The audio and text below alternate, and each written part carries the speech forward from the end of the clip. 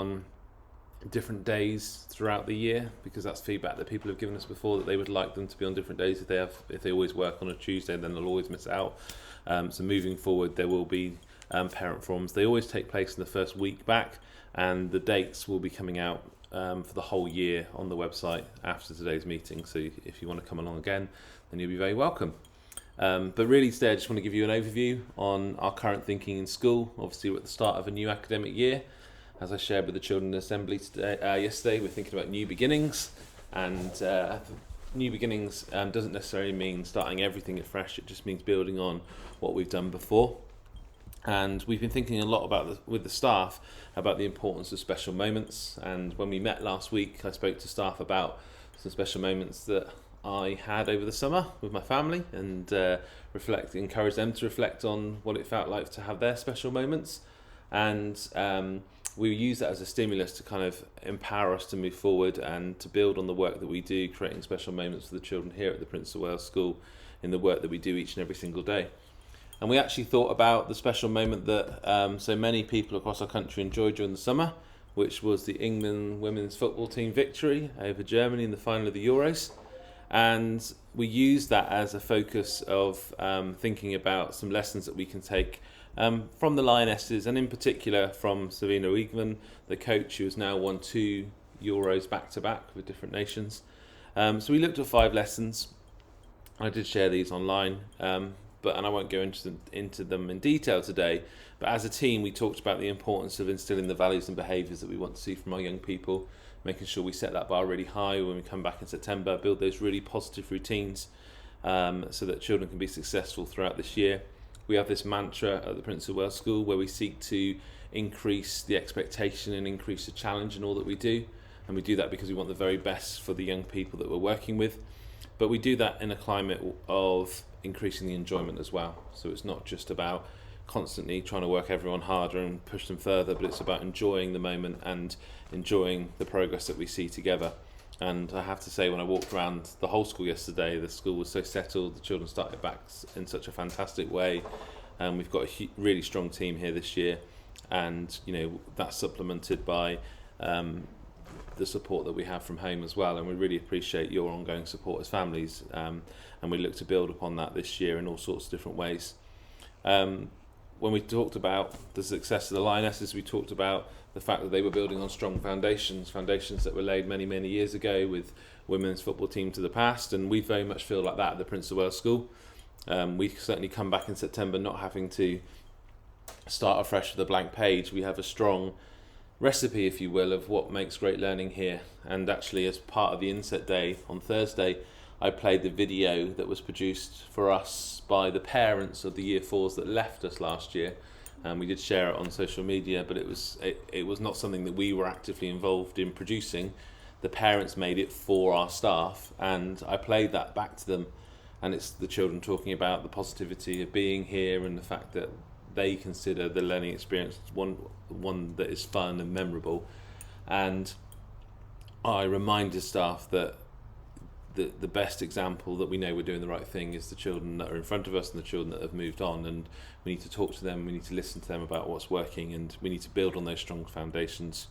And in that same thought, really, we only need to make change when it's required. And Sarina Wiegman was famously now the first coach in football history, men's or women's tournament football history, to name an unchanged starting 11 for each of the 6 games, and then she went on to win the tournament.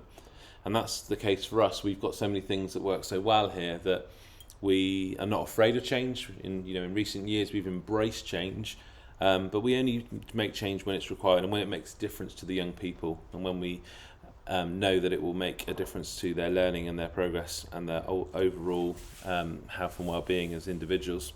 Then we talked about the power of community, the importance of working with you all, and with all of our stakeholders, and the importance of staying positive in all that we do. And we know that positive environments create positive people, and that's what we want to continue to do for our young people as they move forward. So we spoke about those special moments, and we obviously spoke about special moments for all those that are joining us, and I'm so pleased with how yesterday went for our new reception children. Honestly, we walked in there at 9:30 and you swear they'd been there for months. It was just such a fabulous feel in that space. They all came to lunch and enjoyed that dining hall experience. All got to meet their Year 4 buddies yesterday, which Year 4s really enjoyed. I think that was the kind of standout moment for Year 4 yesterday, meeting their buddies. And, long may that continue. We also welcomed lots of new children to our preschool. We had 2 new Year 1s yesterday and 17 in yesterday for our preschool Year 2, which obviously moving up. But we continue to build on the great work that's happening in our preschool centre. And we also welcomed 1 new child into Year 1 yesterday, so that was great. That child, we actually found out that child was coming at 8:30, didn't we, yesterday? So that was straight in. They were offered their place 6 o'clock Friday evening, and they were here 8:30 Monday morning going, "Can I start today?" And we're like, "Yeah, we can do that." So there's a quick bit of printing and laminating to get the old tray labels sorted, but they were in, and it obviously great to be here on the first day when everyone else is starting. So special moments for those young people as they start school for the first time. We've also got updates in our staff and governor team. Tom Easterbrook, who was our chair of governors, has sadly resigned from the role due to ill health reasons. He wishes us well and is going to continue keeping in touch with us as a board. Tom is a former unit role pupil here and will always have a strong connection to the school.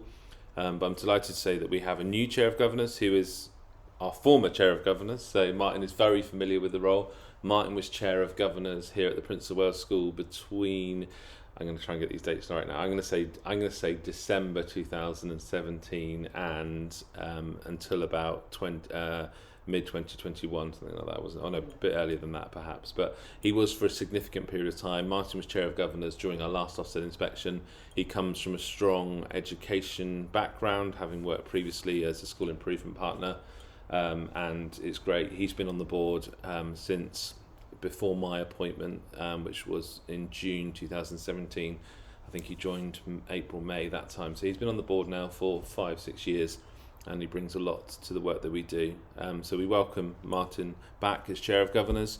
Emma Brown is now the vice chair of governors. Emma is a parent here at the Prince of Wales School, and she's actually a co-opted governor.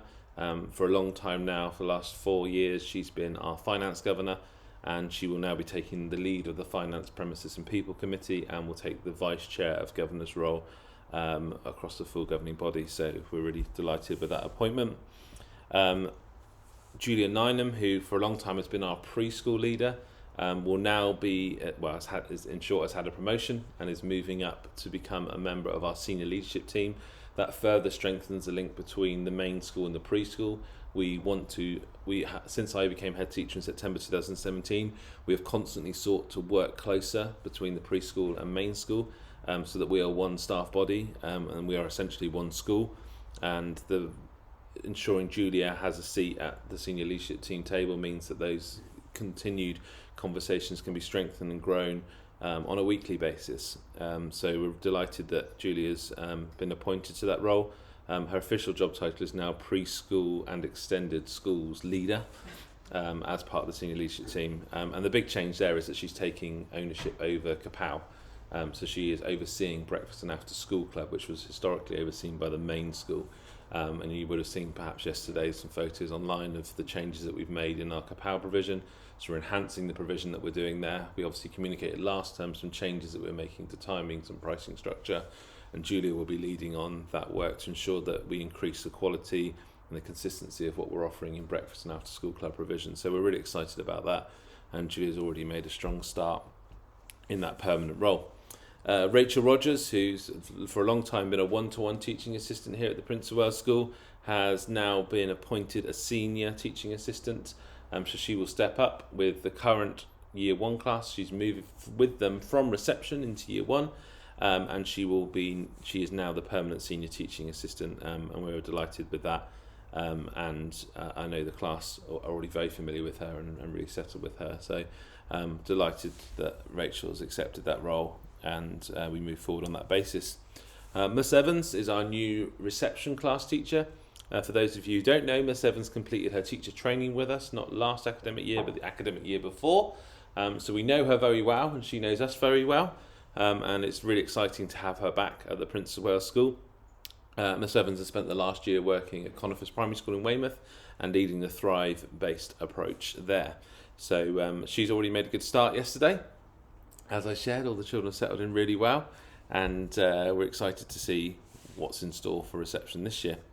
Our new admin officer is Michaela Lewis, who started yesterday, and she's got a lot of she's got lots, not in a negative way from her perspective, but the nature of the job, there's so many different things that front of office role includes. You have to be the oracle in the office, don't you, Jules? That's what I always call Jules, the oracle. I'm a bit rusty, so bear with. Tom I'd shifted all of that mentally over to Tom, so it's a normal service will resume. But yeah, it's just all the different aspects to the role that you don't actually think about when you're listing a job description. It's just, but she's doing brilliantly. She's got a little girl in reception who started yesterday as well, so she's got a strong connection to the school already, and she's very keen and she wants. Yeah, we're really excited. We're really excited about the appointment, and we've got strong support in place. Obviously, both Jules in the office, and at this week we have support coming in from the local authority. So there's another lady on the front office at the moment, right now, supporting Michaela, and Mr. Edmonds is still in touch. He's coming to visit Thursday, isn't he? He is coming to visit. So that. He's got withdrawals in. He's fine. He's loving what he's doing, but he's missing us all. Of course he is. So we'll continue to strengthen what we do in that area. We welcome a new additional teaching assistant into the Year 1 class. Miss McCourt has joined us, having previously had significant Key Stage 1 experience at South Hill Primary School, which is a school that we work quite closely with. We've got a good relationship with South Hill down in Weymouth, a school that shares many of the values that we do. So it's great to have her on board, and she'll be working full-time in Year 1, providing additional support to the class. And we welcome Kirsty Jackson-Young, who is a parent of a pupil just left us in Year 4. She joins us as a casual childcare worker, working across both preschool and main school. So initially, Kirsty's going to be working on Thursday afternoon, supporting our swimming. We often take a lot more adults when we go swimming, because very obvious reasons. So she's going to be providing support on that, and she's also going to be doing a bit of time in Year 3 as well. So it's great to have Kirsty on board. We also welcome some new governors. Jack Welch. Jack Welch has been appointed as a co-opted governor. Jack has various different board experiences. He works at the moment on the Voices Council of MENCAP, which is a national board. He also works he works as part of the library team at Dorset County Hospital. So he joins us. We've had a little bit of contact with Jack prior to him being governor, because he formally opened our inclusive play trail a couple of years ago. He was our guest of honour, providing an inclusive voice, representing autism awareness at the time. So it's great to have Jack, someone who's not a parent, but someone that comes with a lot of kind of professional expertise that can add to our board, because it's really important from a strategic leadership point of view that we have both parents and non-parents on our board. So we're delighted about that. And we welcome Gemma as a governor. Gemma loves that. I've used a really old photo of Gemma from when she was the last governor here at the Prince of Wales School. We'll get you a new one. So Next time. it was a bigger screen last time, it's a smaller screen now. So 4 metre screen on training day. We're delighted to have Gemma back as governor, and no doubt she's here if you want to chat with her anytime as a parent governor, and she's going to be taking the lead on the Literacy Link governor role. And we also welcome Adam. Adam has 2 children at the school now. Yeah. One at preschool, one at main school, now 2 at main school. And he joins us too as a parent governor. So you'll see these people around. The photos on the website, which they're really pleased about. And it's important they're visible. Yeah, so absolutely. Schools, you don't know who the governors are. Absolutely. The governors meet once every half term as a full governing body, and they also have 2 committees. So they have a working group A committee, which meets once a half term on a Monday, and that considers all things like curriculum, pupil well-being, attainment, special educational needs provision, and then the different subjects. So that meeting happens once a half term, as well as the full governing body meeting. And then there's also a finance, premises and people committee, which is a really exciting one when we look at the numbers and the policies and things like that. So me and Jules get to go to that one, don't we, Jules? Yeah. It's also special moments for trainee teachers. We currently have 2 trainee teachers in the school. We have, I'm going to get this right now, Lucy, who's based in Year 1. Lucy is following the TADS Teach Direct programme, which is based with Exeter University. It's a programme that we've supported for a long time here at the Prince of Wales School. Both Miss White and Miss Evans both went through that route into teaching and are now teaching with us. It's very much a school-based approach, so they spend 3 days immersed in class.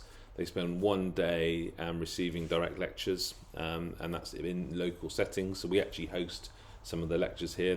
Their cohort size is about 20. It's run through Westfield Special School Teaching, the TADS, which is a Dorset Special School Teaching Alliance, which is based at Westfield. And Emma is also on that programme. So Emma Greedy is in Year 2, being supported as Miss White is her mentor, and Lucy's mentor is Mrs. March.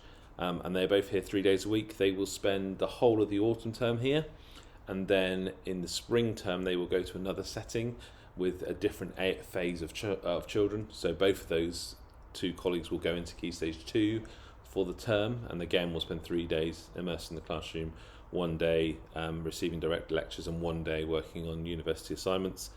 And then they'll come back in the summer term, and by the end of the summer term, there'll be an expectation that their timetable will increase to around 80%. So at the moment they're not teaching at the moment, but they are observing and they're training. They will slowly, when the time is right, take small groups, lead interventions, and that will build up over time to take whole class teaching. When they do take whole class teaching, the teacher remains in the room, so the children get 2 teachers for the price of 1, basically. And it's a great opportunity. And for us, we've had a long history of teachers training here. I myself completed my teacher training here in 2008, so I know the value of welcoming and working with training teachers. It also ensures it keeps our teachers fresh. It makes sure that they're on their toes in terms of what their latest pedagogy and practice, and it's really positive from that point of view. We will also be welcoming a trainee teacher into Year 3, but that's still being confirmed at the moment. So that will over the next couple of weeks we'll get confirmation of that, and we'll obviously share that with people. We've also got a prospective governor at the moment, a gentleman called Paul, that we're hoping to bring in as a co-opted governor, but that will go through governors in the coming weeks, and we'll obviously share information about that. And that's another person that's not a parent here, but brings a lot of professional expertise that can enhance our board. Over the summer, we've had lots of things happen across the school. We've had lots of improvements made to our facilities. Throughout the school, all of our disabled toilets have been either upgraded or refurbished. Most significantly is the disabled toilet in the main corridor nearest the hall. That's been completely refitted and looks amazing in comparison to what it used to look like. The disabled toilet here and the one near Year 3 and 4 has been upgraded as well. We've also had a whole new reception toilet block installed, which goes with the new toilet blocks that were installed last year for Year 1 and 2 and 3 and 4. So in the last 2 years, every one of our pupil toilets has been upgraded. All now have age-appropriate height sinks. So because reception were always like this, clean their hands. It's been an issue since the school opened and has been raised countless times, but it's finally been resolved. They've all got trough-style sinks now, which make it much easier to keep clean and fresh from that point of view. And obviously new units and new toilets have gone in as well, using the latest understanding of what's best in those spaces. We've installed new fencing, so we've got the new fencing that now separates the Key Stage 1 and Key Stage 2 outside areas. We will have some new fencing installed over the next couple of weeks on the field, because we're creating essentially an area for Mr. Bascom to put his things in, essentially. We're going to fence off the containers, because there's the container area is always, the reality is every environment needs somewhere that you can put things sometimes. It's, maybe it's downstairs cupboard in your house or the shed or things like that, and there are certain items that we need to keep stored away from the children, so we will be installing a high fence around the containers, because stop footballs going down. I'm sure the footballs will still end up in there, but It might help. at the moment we've got the challenge that we've got this gap between with the end of Mrs. Brooker's container and the start of the next container, and it can be a bit of a hiding place. and we have put some temporary fencing there, but we will be installing a proper fence to ensure that we create a secure area. And it just means that things like the attachments for Mr. Bascom's tractor can be stored securely and things like that. So it also gives Mr. Bascom scope to get a bigger tractor long term, which is what he's desperate for. So he's desperate for something bigger. So yeah, new fencing and upgraded fencing, and it's probably fair to say in the last 3-4 years we've invested a lot in upgrading security in the fencing, particularly around the field. So historically there was just the metal fence that children could get through if the shrubs, you know, if it's that time of the year and when things are kind of wilted back, whereas now we've got the Harris fence, the wire fencing in front of that, so that's all been upgraded in recent years. We've also got a new Key Stage 1 outside area, which is a really noticeable part of the work that's been done. That's really the first phase of that. It's a blank canvas now where resources will be coming in. So we've got resources on order at the moment. So we've got things like tough trays and outside trolleys and tables that will be coming into that space. So we're really excited about that. And a huge thanks to Pauser for sponsoring that project, providing the funds for it, and Mr. Bascom for all the work that he did over the summer holidays in making that vision a reality. We've also launched our new sensory room, which we did some crowdfunding on last year. That space is now active and being used predominantly to support the specialist needs of one pupil, but is available for all pupils. So we've already had a number of pupils access that space, and we've got some more equipment due to arrive in the coming weeks. We've got a giant bubble tube that's coming in, which very frustratingly was like an 8-week lead time when we ordered it, but we're nearly there now. We're also bringing in some new interactive resources that we'll share with everyone once they're installed. So really working hard on that at the moment. So how do they access that? So that'll be part of the teaching team, the support staff team. Some children will have it identified on their ISP, so their individual support plan. Other children it may be used on a more ad hoc basis depending on when they need that support. So, but it's there for every child to access. Obviously, we already have a sensory room in our preschool centre, but that's quite small, and obviously it's not particularly accessible for the main school because you've got to go across, but for all the main school now, and particularly reception in year 1 where it's co-located, it's ideal. It's in what was our old kind of store / music room behind the back of the hall. So that area, we used to have the sliding doors on. The sliding doors have been removed now. An acoustic wall has been installed, and sensory resources have been added to the space. So certainly teachers will be considering how that can be used to support individual pupils' needs as we review ISPs moving forward. Absolutely. And there's Mr. Bascom, who did a fantastic job this summer. It was a bit hot, some of it.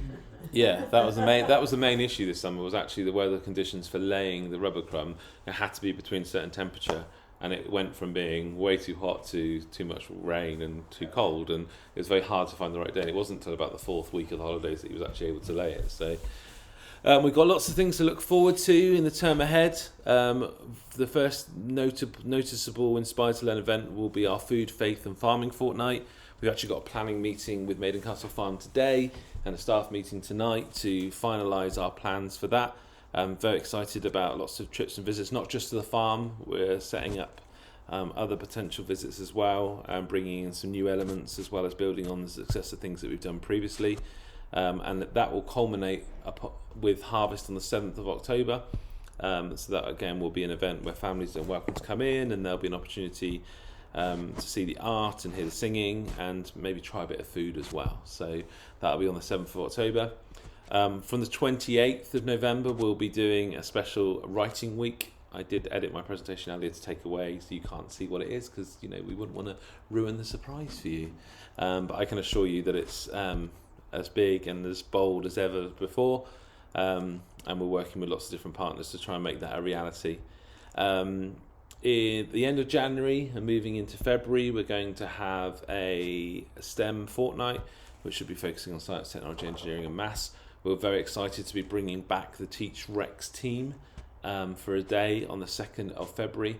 The Teach Rex team are the people who bought us the gorilla last year, who came into class. And this year they're going to be not bringing the gorilla, they're going to be bringing their dinosaurs. So they've got these kind of full-on, which you probably see in a few places now, these sort of giant costumes. But the wonderful thing about Teach Rex is they don't just come with the costumes, they come with a whole day of inspired learning, and which can be built into a week as well by the teaching team.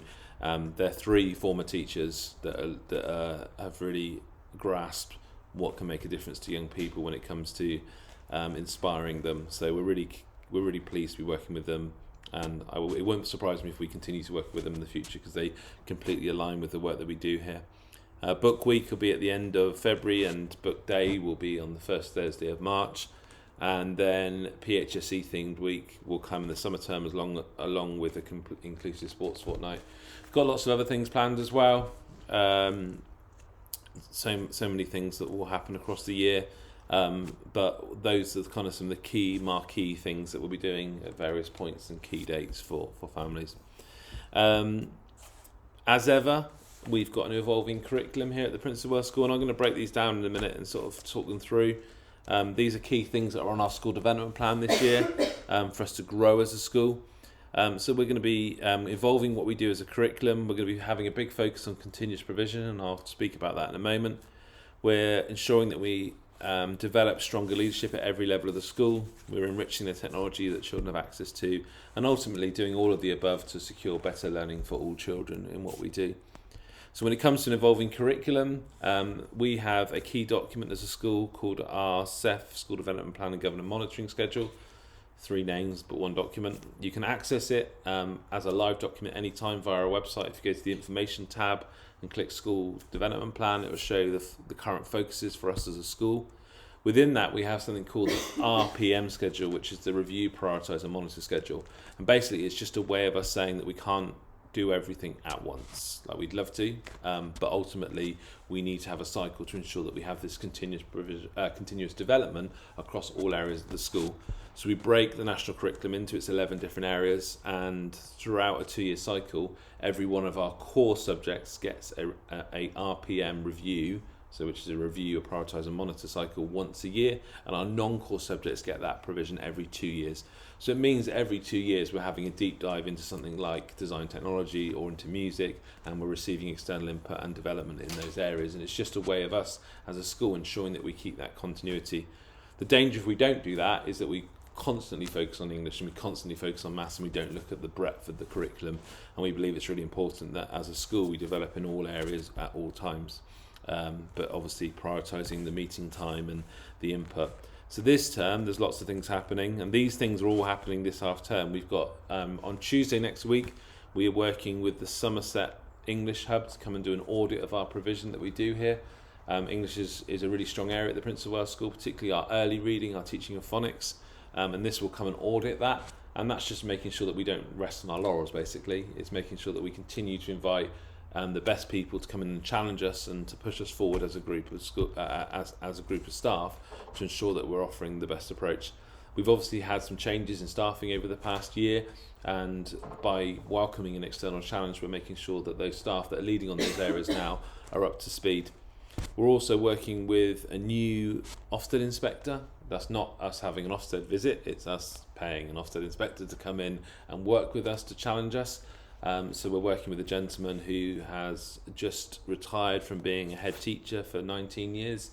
He's moved down from the Midlands to live in Bridport, and he still is working as an Ofsted inspector 2 days a week, going into schools. So we're starting our relationship with him on the 15th of the 9th, with a view of him becoming one of our challenge partners moving forward to push the work that we're doing here forward, so that it's always good to work with people that are going into different schools and having that different focus. We've got our continued work with our Read Write Ink advisor. We've worked with a lady called Kirsten. We've worked with her for the last 4 years now to improve the work that we do with phonics. She's coming into school and she'll be watching our teaching. We're also working with a continuous provision advisor, which I'll speak a little bit more about in a moment. He's coming to work with us for 2 days. And we're also welcoming our current challenge partner, who's a gentleman called Mike Randall. He's worked with us now for the last 4 years. He's a former Ofsted inspector. In fact, he's a former HMI, which is like top dog Ofsted inspector. He's coming in to do a deep dive into history, because our teaching of history is a big focus for us this half term. So I just wanted to share that because hopefully it gives you reassurance that we're not standing still as a school. We welcome a challenge. We want that open challenge. As a school, we don't do things for the benefit of Ofsted. We do them for the benefit of our young people. But we recognise that there are lots of people out there that have got a lot of experience that can enhance what we do here. So those are just examples that are happening this half term, and we'll wait and see what the year brings in terms of how we build on that. One area that we're working hard on developing and improving at the moment is our provision of CP, which stands for continuous provision. It's what people will be most familiar with as being early years practice, so that notion that we support children to become independent learners. We give them access to a range of resources, a freedom in their choice of activity, and we are increasingly moving those fundamental skills into our year 1 practice and in time into our year 2 practice as well, to ensure that we don't lose that passion that children have for learning in the early years in particular, that inquisition and that exploratory nature. We want that to continue to grow and continue to develop as they get older, not be knocked out of them by having to sit in the chair and do something that the teacher tells them to do all the time. So we're working with an international expert on this, a gentleman called Greg Bottrell. Greg has extensive experience of working both in the early years and with other ages to explore play-based approach to learning. He wrote the book, Can I Go and Play Now? Because often that's what a child says when you try and squeeze them into a chair for the first time and do some writing. They'll tell you, can I go and play now? Can I stop doing this? And actually, I've already done... The reason why we're working with him is because he's been recommended by Mrs. March, who's come in as our new deputy head. And following that recommendation, I went and did some research into Greg. I attended some of his Zoom webinars that he did over the last sort of 6 months. And I've just... fell in love with the guy really and what he stands for in terms of learning, and he's come out with just the most brilliant ideas. And some things are like really simple. One idea that Miss Evans has taken forward, a reception class, is not saying you need to come to the carpet now, because that actually saying to children, do you want to come to my carpet kingdom? And instantly every child wants to be there because it's the carpet kingdom. It's carpet kingdom time, not carpet time. And there's just little notions of that, and things like one thing that Greg shared with me was the importance of telling children not to label their drawings, because when in real life do we go around labelling things? I do a lot because I love my label maker, but normal people, you don't write for the purposes of a label, you write for other purposes. And Greg does this thing about the passcode. So if a child's drawn something, like say they've drawn a car, ask them to write the passcode to make that car work. And instantly the children actually will embrace that because it's a challenge. It's, and Greg was sharing how a 4-year-old wrote the word Lamborghini using, their phonic knowledge. It wasn't spelled right, in terms of our terms at all. But because if you say the word Lamborghini, the car starts. And that was the passcode for the start. And actually, when you frame things in a child's way, the quality of what you can get from that can be so much more richer and so much more engaging. So we're really excited that we're going to be welcoming Greg here. We're going to be working... Loads of schools have found out that he's going to be here and have asked to come and join us. So the schools that we work most closely with, Broadmain, Chesherbourne and St Abbas, their teachers are going to be coming to us on the 2 days that Greg is here, and is going to be working with our children and with some other teachers to explore how we can continue to grow what we're doing in that area. So I'm excited about that. I'm hoping in time as well we can build on that relationship. We can do some parent workshops with Greg because he's got a lot to offer. Linked with that is that we're trying to further strengthen those links between preschool reception and year 1, so that journey for a child is more seamless than it even is now. And don't get me wrong, I think we do a lot now, but I think it can always be improved. So Mrs. March has got a big focus on that. Already mentioned the Key Stage 1 outside area, and that's all linked into how we continue to grow this continuous practice throughout the phases. Didn't mean to jump that one. We're making sure that we grow our staff team at every level. Every one of our teachers and support staff are leaders, and we're investing in them to continue to grow what they can do.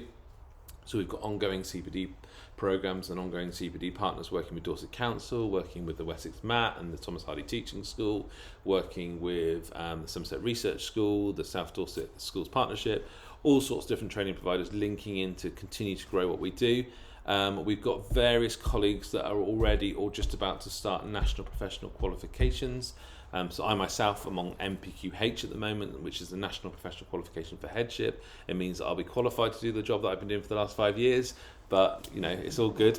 Mrs. Thorpe is currently studying for the National Professional Qualification in Senior Leadership, and Mrs. March is just about to start her NPQSL as well. So these are government-funded programs to continue to strengthen and grow leadership at every level. So we too invest in a program called Leadership Matters, which is an internal, well, it's provided by an external partner, but it's a program that we dedicate internal time to grow and develop our staff, and ultimately we see all of our staff as leaders. Final point I'll share with you is that we're enriching the technology. We've made a significant investment in the last 12 months into our IT infrastructure. We've bought an additional broadband line in. At the moment, we're working off 2 copper lines, but we would ideally move to fibre, but that's dependent upon where the fibre is laid in the street. As many of you will know, they have been laying fibre around Maiden Castle. The Castle Park has not reached us yet, but we are pushing for that, and we're pushing the local authority for that. In the meantime, we've doubled our speed by bringing in a second line and bonding that fibre, basically. In addition to that, we've moved all of our server infrastructure over to a cloud-based infrastructure. We were pretty much there already, but there were just some last little bits that have now been moved. We've brought in a new Wi-Fi network, and some switches have been upgraded. The most significant thing that's happened is that we have fibre linked the main school and preschool buildings, so we're no longer relying upon a radio link between. That's probably not the right type of technology. There was a air-to-air link between the 2 buildings, which was, when the leaves grew over, still became a bit dodgy now and again for preschool. So we have dug a trench across this part here, and we have laid fibre cable along the fencing and guarded cables, and then you'll see if you walk to the after school club, there's a new line that goes above the heads. We've also linked up Mrs. Brooker's room, so Mrs. Brooker's outer space has now got power and data, which just makes it nicer for everyone, basically. So moving forward, when the school's main connectivity is upgraded to fibre, so will the preschools, because of the fibre link between the 2. We're launching Google Classroom.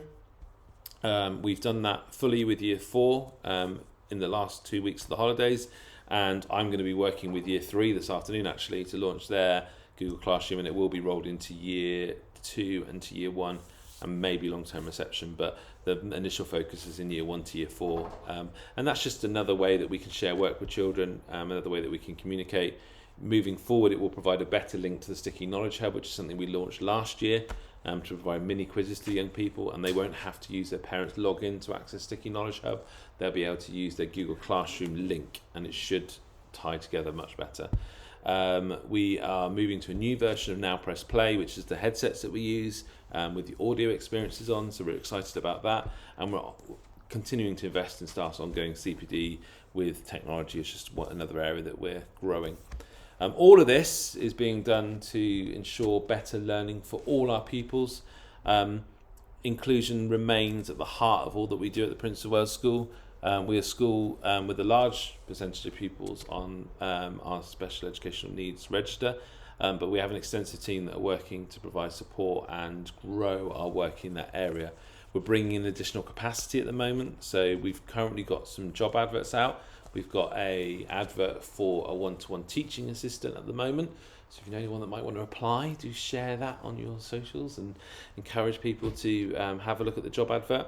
That role will mean that one of our existing one-to-one TAs, so it's not at the moment, for clarity, there isn't a child at the moment that should have one-to-one support who doesn't have that support, but when that new person starts, it will release one of our current one-to-one TAs to provide additional support that we're going to be using for interventions and ongoing work. We had made an appointment in July, however that person decided not to take up the role, so we've had to go back out to advert now in September. We've also got an advert at the moment for a new cleaning and general assistant, which we've had lots of people very much interested in, which is exciting.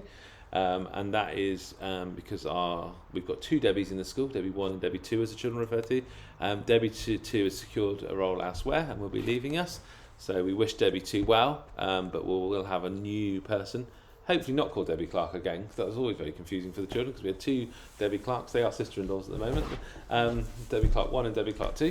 And they've got one day between their birthdays. Yeah. Just to confuse. Yeah.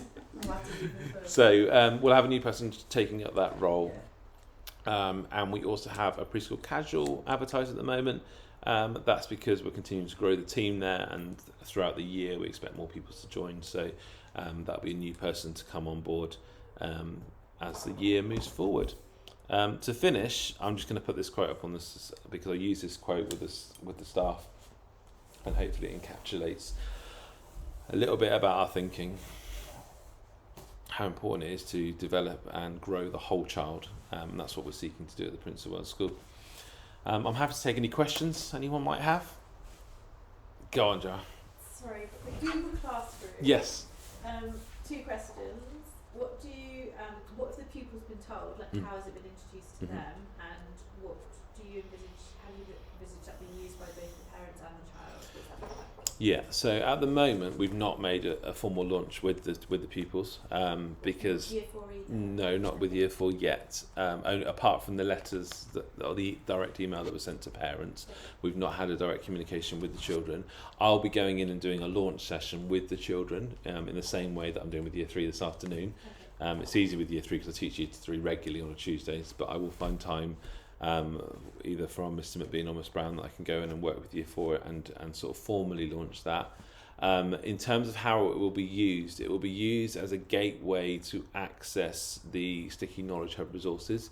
So they'll be able to use their Google account to sign in, and that will basically provide that authenticator link between the two, and the data will then be moved in between the two to ensure that we can track which children can access it and which cannot. When we set a quiz on quiz.com, the Sticky Knowledge Hub, we will be setting longer time parameters than we have done previously. So there will be what we call the mastermind quiz, which will be actually all the content for a child in Year 4. Will actually include all the content from Year 1 to Year 4, and it's a question bank in maths, because maths will be available on there as well as science now. Maths has actually got 360 questions that take them from the beginning of Year 1 through to the end of Year 4 content. And it links to a new document that we'll be sharing with you as parents called Key Knowledge Facts. And essentially the Key Knowledge Facts is a 1-page guide to maths for parents, and it shows what a child, at a very basic level, because it's 1 page at the end of the day, and maths, it's textbooks full of stuff, but from a 1-page point of view, it explains that by autumn term 2, ideally we want children, in Year 3 we want children to have known their 6 times tables, but then by spring term 1 we want them to have learnt their 7 as well, and it just breaks those key maths things down into 1-page guide, which is really helpful, I think, for parents to sort of benchmark whether, because often parents say to me, I don't know where my child should be at with maths. In their Year 1, should they know their 5 times tables yet? Or what can we be practicing? And it actually just gives parents one thing per half term to practice. And now obviously we have our knowledge organisers that do that as well, but the knowledge organisers and maths actually, there's 4 or 5 pages there, and this actually is boiling it down to the even more so than that. And the Sticky Knowledge Hub links to that. So we're going to include this mastermind quiz, and that quiz will actually run all year, so they can access it whenever they want. And ideally, we hope in time children become self-motivated to go on and improve on my mastermind score. Then they will also have for now they'll have their autumn term 1 maths that they can dip into. Now we're going to encourage them to use that once a week in class, just to kind of touch base on, and if they want to improve their school, they can do that at home. At the end of the day, it would be great if children got into the habit of accessing their Sticky Knowledge Hub for like 5 minutes a day, but it's not going to be the case for everyone, and we fully get that. So in order to support that, we'll do it once a week in class, and we'll build that into a routine that they become used to logging in and accessing those resources. In terms of parents, with the parent guardian sign up, you should start to get emails drip through of what if your child accesses something, and really it's there because it's part of the feature. Now you can turn those off if they become annoying, if they're doing too many of them, and you just think I don't need to know all the time, and you can log in and actually see a little report, or you can keep those notifications on and sort of keep track on when they're doing things. There's no expectations that parents add anything to it, it's just there as a kind of way to monitor what they're doing, and we're probably at the early stages of exploring what the potential is with that. In terms of homework, my expectation is it will still come home as normal in the sheets that we've been using previously. Right. But we may set the occasional thing on Google Classroom just as a kind of non-compulsory, contribute to. I put a picture up of my seafood and asked anyone if they had enjoyed food over the holidays. I think anyone's replied to me, that's fine.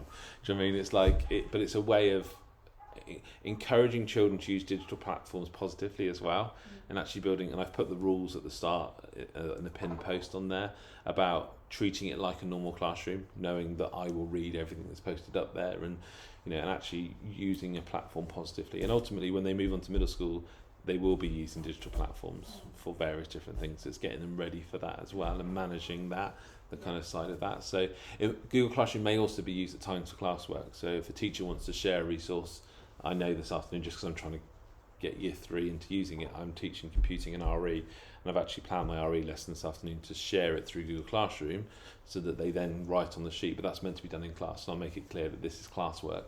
And it's good if obviously a child's not here, then they can see that. So in time we may see better use of that. So we have used Google Classroom many years ago when it first came out, and we kind of stopped using it. And I think because during the pandemic we went down a more public route to what we were doing, we didn't necessarily develop the skill set for that with both with staff and with parents.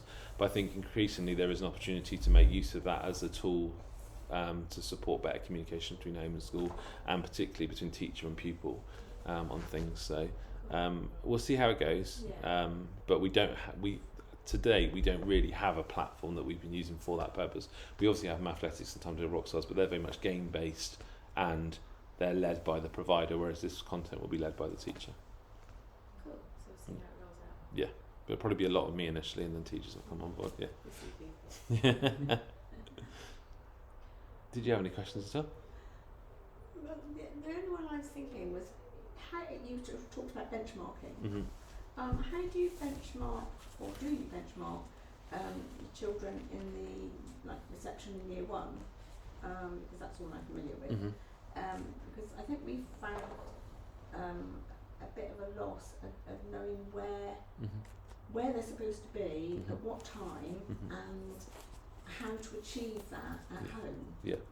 And things that come back, we just get, we've just been given a book of words, and nothing. So we can definitely improve on that. And next week we'll be having our parent information sessions for individual classes. So there'll be opportunity to meet with the teachers and have that opportunity to kind of ask age-specific questions. In addition to that, this term we'll be building in workshops for parents around things like read, write, ink, phonics and power maths, making sure there's opportunities to work on that. In terms of how we benchmark, we complete half-termly assessments on the young children. We do that predominantly through teacher assessment, so making use of various moderation opportunities with colleagues, both in school and externally, to look at work and to confirm judgments. We've got a very experienced staff team here who are used to working in the key stages that they're working in, so colleagues are very familiar with where a child should be at a specific point in time. But obviously it's always good to share that with other colleagues and to compare and contrast work and to look at it from each point of view. When it comes to early reading and phonics, we do assessments every 6 weeks using the Read, Write, Ink, Ruth Miskin scheme. So we actually do a physical check, and we're quite happy to share those with you in terms of what the children can and cannot do at various points with their phonics. And obviously that's the basic building block for their reading to support and move forward. The children are then grouped accordingly. So the assessments are taken every 6 weeks. This half term they will be taken after 2 weeks because we're working on the groupings. Apart from reception children in year 1 and year 2 are working on their previous groupings so that they settle in with a familiar group now, and 2 weeks later they will be reset, including reception, so there'll be some mixing up there. They work in a small group. They should be bringing resources home to support from their phonics. They should get home books from that, and if that's not happening I can look into that. It will depend upon which group they're in, depends which resources they bring home, but I can see how we can certainly support more to provide more information in that regard. all other assessments, now that you're in, now a child's, because the reporting style is different between reception and year one, we don't tend to report any detailed data in reception until the end of autumn term one. So it would have been just before Christmas that you would have had your first data report. That's because we're still getting to know the children, and we feel it's important not to make sort of sweeping judgments in that first term, because they can often be construed the wrong way, either really positively or really negatively, like depending on what the data says. So we wait till autumn, we wait till December for the first data report. The data reports that we give from reception tend to be more detailed, so they include an explanation of what that particular strand of learning is. And in reception and preschool, we assess against 17 areas of the early years curriculum. So there's a lot more areas than you get when you move into year one. When you move into year one, typically, until last year, we only shared data for English, Maths and Science with parents. That was taken every 6 weeks, and that report would come home. That's now changed, and you get data for non-core. But it is very much a snapshot judgment, and it doesn't give you a significant amount of detail, because it gives you, it just tells you whether your child's working at age-related expectation or below or above. What should then come from that is the dialogue that generates. So it's either an opportunity to meet, if you have concerns, with the teacher directly, like before or after school, or through the parent consultation evenings. And the parent consultation evenings this year will be happening before October half term. Off the top of my head, yeah, this is penultimate week of this half term, so it's only about 5 weeks away.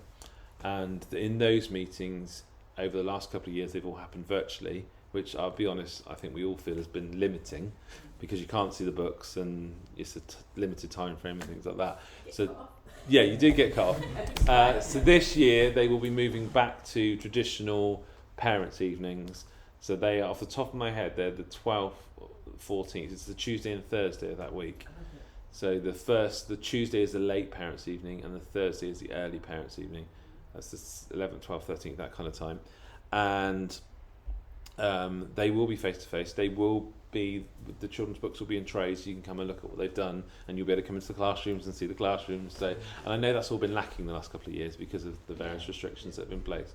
So it's our intention to move back to traditional parents' evenings, and I think that will help a lot, because you'll be able to have that more detailed discussion. Although it's still only 10 minutes, it tends to be much easier to have that dialogue with someone face to face rather than over the Zoom or whatever the teacher platform is that we were using. So we're keen to get those back up and running, and we'll continue to offer that individual advice and support. So I think it's about those individual conversations as well, depending on where your child's at. So I can certainly share that feedback with the team.